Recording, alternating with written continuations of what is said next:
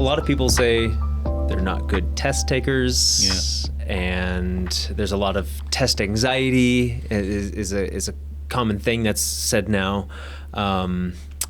What is the cause of exam or say even assignment stress or anxiety? Yeah. I mean, I remember when I was in college and in grad school, absolutely stress around an exam or even an assignment, was something I had to contend with. And, sometimes that kind of stress sharpens your edges, and you can do better because your work, that kind of stress just kind of keeps you alert. But then there's debilitating stress that comes around, and that seems to be more related to a couple of things. One is that, maybe I have some self-doubt. Maybe I'm feeling kind of low about myself. Maybe I'm starting to question, should I even be a student? Do I have what it takes, right? So that kind of eats away, that doubt kind of eats away at your resolve. And another one is, I just procrastinated, and now I'm in a position where I'm freaking out because I prioritized other things, didn't manage my time, and now I'm getting punished for it, right? And so there's that feeling of just like being punished. Yeah. In regret of what you didn't do prior, and now here you are, the day of reckoning or something. And it just feeds your self-doubt again. It's like, see, I am a loser, So those things kind of are unholy companions together, Yeah. Another one is just lack of sleep. When you're a student, you don't get enough sleep more often than not. And so you're just, you're not working at your full capacity. And so that, again, it affects your emotional state and your psychological state and tips you over into either a kind of depression, I'll never succeed, or a kind of anxiety, I'm terrified, Yeah, there's so often not good structure. Every semester is different for students. That's right. Yeah. And so when you go to bed on a Monday night, will look different than a Tuesday night based on what classes you have and based on what your way is. And so sleep is a huge one. I'd add one of how much water you have in your system, because I've taught plenty of times, and I taught a jogging class one time, and we're a mile in, and I see. Mind if I drink some water while you're saying this? Yes, okay. Please do. Cool. I encourage it. Yeah, and we were a mile in, and a student was in the back, and I'm asking how they're doing, and I always ask, have you drinking any water? Yeah.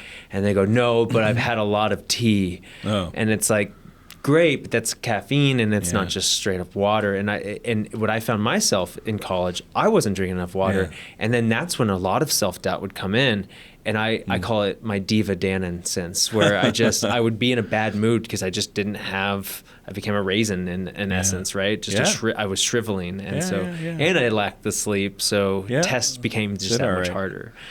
So, where does mindfulness come in when it comes to all of this? So there's two sort of doorways into addressing that problem. One of them is, and we talked about this with preparing for class in the previous session, and that is, if I'm bringing my attention, sort of training myself to bring my attention to the present moment, that sediment that I referred to, the muck in the pond starts to settle down, and you really do start to see things more clearly. You start to go, even during the meditation practice itself, you realize, oh, wait, there's this thing that I need to do that I forgot about, right?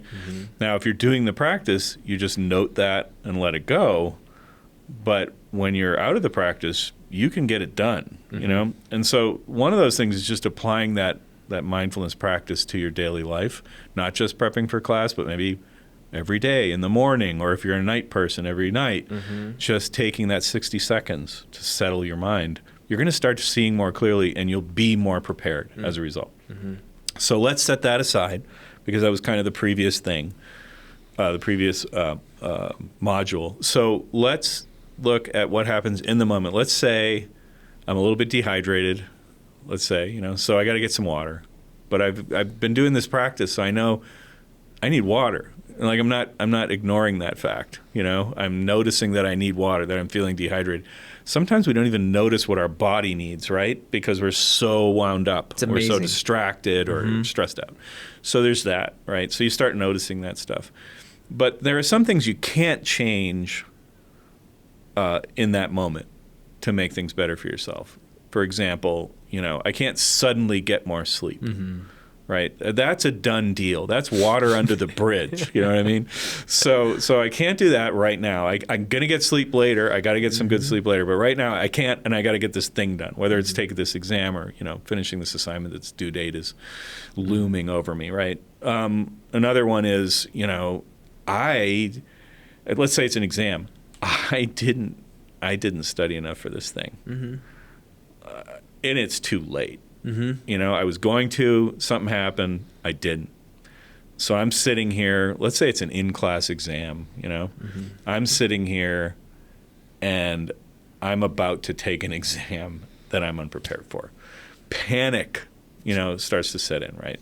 So you knew that you were not prepared for that exam before you got into the classroom to take the exam, And we could say the same thing for an assignment. It's got a due date 11:59 p.m. and it's now 10 p.m. And I'm like, okay, so I'm not prepped for this. What am I going to do? I gotta submit something. If I want to get credit for this assignment, I've got to submit something. So what do you do in that moment? All right.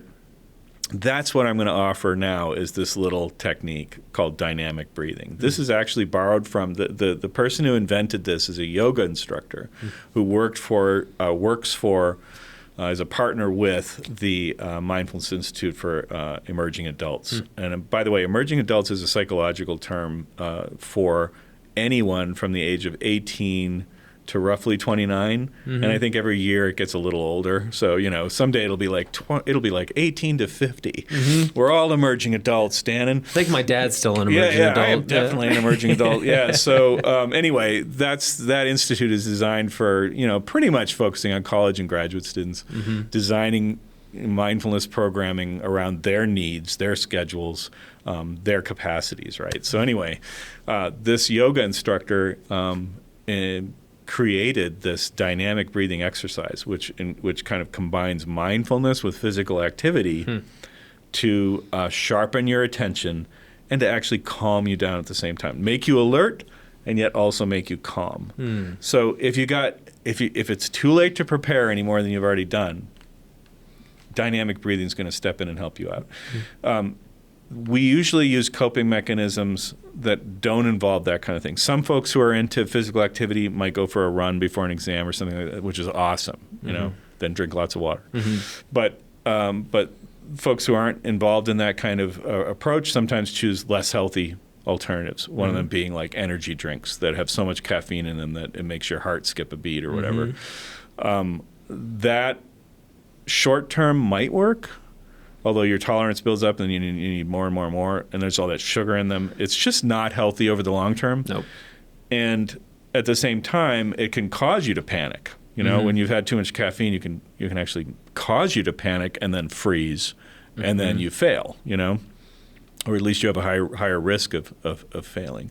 So those go-to coping strategies that let's face it, our society is happy to sell us, are not over the long haul healthy. So this dynamic breathing practice is healthy, and also there's some evidence to show, as its impact has been studied on students, that while making us alert and calming us down at the same time, it actually stays with us a little longer. So you can actually stay alert longer because of this practice than if you just jumped up and down a couple times or tried to wake yourself up with some other means. Yeah, and it's free. It's free. You don't have to do anything. You don't have to go anywhere, even a run. You have to go somewhere for this. That's right. Whereas this dynamic practice is you can do it right there, right here. Now here's the thing. Okay, here's the catch. Yeah, here's the catch with dynamic breathing. It depends on how self-conscious you're feeling. I think for most students, probably not something you want to do in the classroom when you've gone in to take the exam, right? It's probably something you want to do on your own time somewhere else. And like I said, the effect will linger. So, you find somewhere to do this, whether it's, I don't know, a bathroom stall, a stairwell. Find an empty classroom. That's adjacent. Yeah. And if you can entice some of your friends or classmates to do it with you, then you end up with more courage. So it's something to think about too. So, right now, if you're not familiar with this practice, you're hearing my words and you're going, what is this guy getting me into? Am I going to be doing something that's publicly humiliating?